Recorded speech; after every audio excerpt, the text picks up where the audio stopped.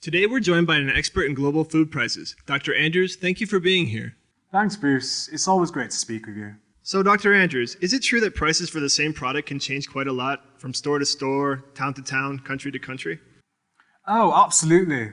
A perfect example is your normal bottled water. Its cost depends on where you buy it. In a supermarket, it might run you around 40 cents. In a coffee shop, $2, more or less. And in a hotel room, around $4.50. Maybe even more. So why does this happen? Well, among other things, we need to know that supply, demand, and time all affect a particular market price, meaning the prevailing price in the market for a particular good at a specific time. Just so our viewers have a clearer understanding, could you define what supply and demand each mean? Certainly. First, supply refers to the numbers of products that manufacturers offer at a given time and at a given price. On the other hand, demand is the amount of products that consumers will buy at a given time and at a given price. Together, these two forces shape the way prices behave and how competition takes place. Competition? Could you explain what that means? Sure. Let me put it this way. Just think of competition as a battle between two or more businesses to sell their products to consumers. Basically, businesses can use two types of competition. The first is price competition, where businesses use low prices to attract customers to buy their products.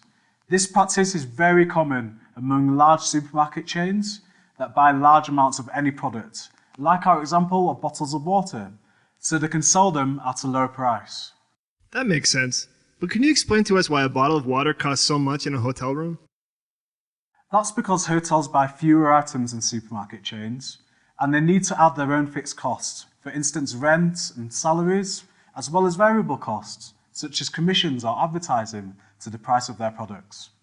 In addition, sometimes businesses can make a product attractive even if its price is high. That's the other type of competition, what we refer to as non-price competition.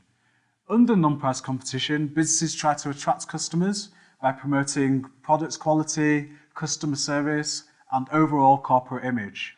Take, for example, coffee shops.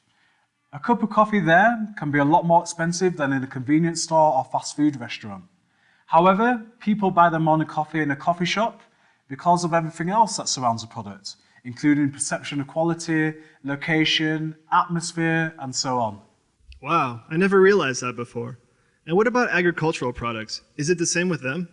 Well, agricultural products are unique because their prices are affected by weather and the regions where you buy them.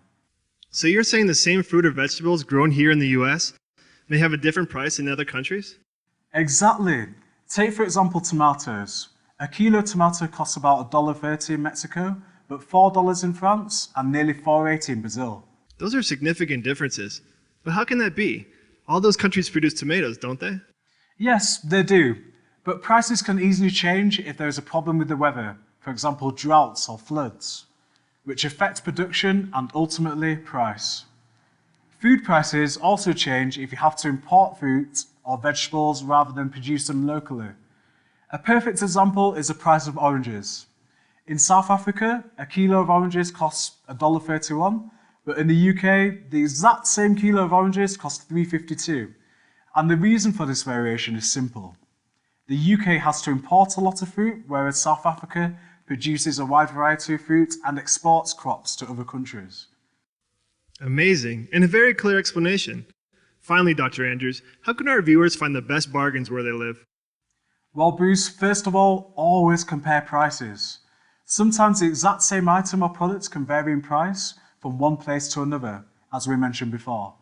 Also, think about your wants and needs and decide, is this product a necessity or just a desire? The bottom line is, always think twice before buying. That is indeed great advice. Dr. Andrews, thank you so much for joining us today and sharing your insights. No problem at all, Bruce. Always a pleasure. Have a great day.